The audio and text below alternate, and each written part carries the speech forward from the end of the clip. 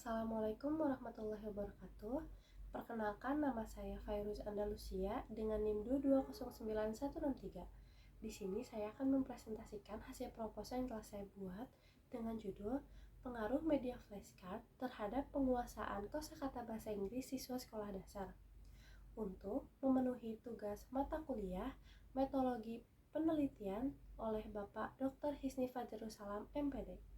Tujuan penelitian ini adalah untuk mengetahui pengaruh penggunaan media flashcard terhadap penguasaan kosakata bahasa Inggris, karena dari beberapa jurnal dan skripsi yang saya baca ada banyak pengaruh terhadap penguasaan kosakata bahasa Inggris di siswa sekolah dasar. Selanjutnya ada media pembelajaran, pengertian, dan tujuannya. Dari beberapa ahli dapat disimpulkan bahwa media pembelajaran sebagai alat komunikasi antara guru dengan siswa, di mana di dalamnya terdapat proses pembelajaran. Guru menyampaikan suatu proses atau informasi kepada peserta didik agar terciptanya suatu proses pembelajaran di mana yang dapat menunjang efektivitas keberhasilan belajar siswa. Tujuan media pembelajaran dapat disimpulkan bahwa media pembelajaran merupakan alat yang sangat penting dalam meningkatkan kualitas pembelajaran, agar materi yang diajarkan dapat dipahami dengan mudah oleh siswa dan membantu siswa untuk memperoleh pengetahuan baru, mendukung proses pembelajaran agar lebih menarik dan membuat siswa semangat untuk mengikuti pembelajaran. Selanjutnya ada media flashcard. Di sini mencakup pengertian, kelebihan, kekurangan, dan penggunaannya. Media flashcard adalah kartu belajar yang efektif mempunyai dua sisi dengan salah satu sisi gambar, teks atau tanda simbol, dan sisi lainnya berupa dimensi, keterangan gambar, jawaban, atau uraian yang membantu meningkatkan dan mengarahkan siswa kepada suatu yang berhubungan dengan gambar yang ada pada kartu. Flashcard memiliki ciri-ciri. Yang pertama, flashcard berupa kartu bergambar yang efektif. Yang kedua, mempunyai dua sisi depan dan belakang. Yang ketiga, sisi depan berisi gambar atau simbol. Yang keempat, sisi belakang berupa definisi, keterangan gambar, jawaban, atau uraian. Dan yang kelima adalah sederhana dan mudah membuatnya. Setiap media pembelajaran memiliki kekurangan dan kelebihannya tersendiri.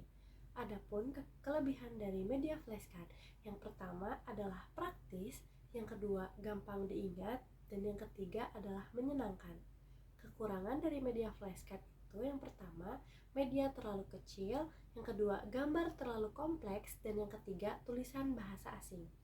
Penggunaan media flashcard dalam pembelajaran dapat membantu meningkatkan atau mengarahkan siswa kepada sesuatu yang berhubungan dengan gambar yang terdapat pada kartu. Menurut ahli, menyatakan bahwa ada beberapa langkah-langkah penggunaan media. Yang pertama, kartu-kartu yang telah disusun dipegang setinggi dada dan menghadap ke siswa. Yang kedua, cabut kartu satu persatu setelah guru selesai menerangkan. Yang ketiga, berikan kartu-kartu yang telah diterangkan tersebut kepada siswa yang dekat dengan guru. Mintalah siswa untuk mengamati kartu tersebut. Selanjutnya, diteruskan kepada siswa lain hingga semuanya siswa mengamati. Selanjutnya di sini ada kerangka pemikiran. Di sini ada kondisi awal, yaitu penguasaan kosakata bahasa Inggris masih rendah. Kenapa? Karena masih banyak di sekolah-sekolah siswa masih tidak memahami kosakata bahasa Inggris dengan tepat. Apa sih tindakannya pembelajaran menggunakan media flashcard? Setelah kita mengamati, apakah ada hasil ketika kita menggunakan media flashcard ini? Dan hasil akhirnya yaitu penguasaan kosakata bahasa Inggris meningkat. Apakah setelah kita menggunakan media flashcard, anak-anak memiliki perubahan akan pengertiannya terhadap penguasaan kosakata bahasa Inggris menggunakan media flashcard ini? Selanjutnya ada jenis penelitian. Jenis penelitian ini menggunakan jenis penelitian kuantitatif dengan menggunakan metode eksperimen. Metode yang digunakan dalam penelitian ini adalah quasi-experimental design dengan non-equivalent control group design.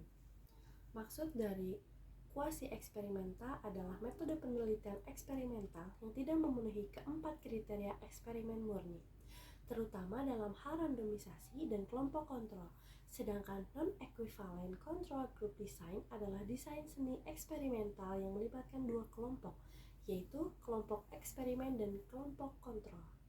Dalam desain non-equivalent control group design, kedua kelompok diukur sebelum dan sesudah perlakuan, tetapi tidak dipilih secara acak, hanya kelompok eksperimen yang menerima perlakuan. Selanjutnya ada teknik pengumpulan data. Metode pengumpulan data yang pertama ada dokumentasi. Menurut Sudaryono, dokumentasi adalah memperoleh data langsung dari tempat penelitian meliputi buku-buku relevan, laporan kegiatan, foto, film dokumenter, data relevan penelitian. Dokumentasi yang digunakan adalah dokumentasi berupa silabus, RPP, foto, dan rekaman video agar penelitian ini dapat lebih dipercaya akan keasliannya. Yang kedua, ada tes. Menurut Ridwan, tes adalah serangkaian pertanyaan atau latihan yang digunakan untuk mengukur keterampilan pengetahuan, inteligensi, kemampuan atau bakat yang dimiliki oleh individu atau kelompok. Selanjutnya ada observasi. Observasi merupakan suatu teknik pengumpulan data dengan mengamati setiap peristiwa yang sedang berlangsung dan mencatatnya dengan menggunakan alat observasi mengenai hal-hal yang akan diamati atau dipelajari. Selanjutnya ada pengujian instrumen. Yang pertama, validasi instrumen. Menurut Arikunto, validasi adalah suatu ukuran yang menunjukkan tingkat-tingkat kevalidan atau kesolihan suatu instrumen atau alat ukur. Yang kedua, ada pengujian reliabilitas instrumen. Menurut Eka dan Ridwan, pada tahun 2015, reliabilitas suatu instrumen adalah kekonsistenan instrumen tersebut bila diberikan pada subjek yang sama meskipun oleh orang yang berbeda. Selanjutnya ada teknik analisis data. Analisis statistik deskriptif. Yang pertama ada mean yaitu rata-rata, yang kedua ada modus yaitu nilai yang sering muncul, yang ketiga ada median yaitu nilai tengah, dan yang keempat ada standar deviasi yaitu untuk mengetahui jumlah simpangan skor dari mean yang dibagi dari banyaknya data. Selanjutnya ada analisis statistik inferensial, yaitu merupakan tahapan yang dilakukan setelah melalui analisis deskriptif dan membantu dalam pengambilan kesimpulan yang lebih mendalam dari data yang terhimpun. Yang pertama ada uji normalitas. Menurut Eka dan Ridwan, uji normalitas merupakan salah satu uji persyarat untuk memenuhi kenormalan dalam analisis data statistik parametrik. Yang kedua ada uji homogenitas. Uji homogenitas digunakan untuk menguji apakah sebaran data dari dua varian atau lebih berasal dari populasi yang homogen atau tidak, yaitu dengan membandingkan dua atau lebih variannya. Yang ketiga, ada uji T.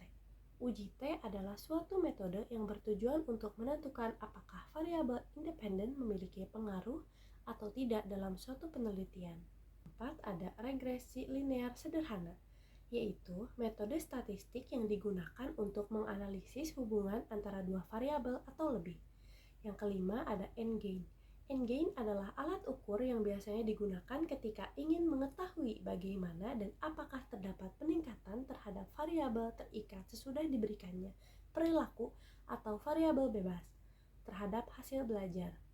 Baik, terima kasih. Saya harap dengan mengajukan proskip ini bisa menjadi acuan saya untuk melanjutkan skripsi saya dengan judul yang sama. Terima kasih. Wassalamualaikum warahmatullahi wabarakatuh.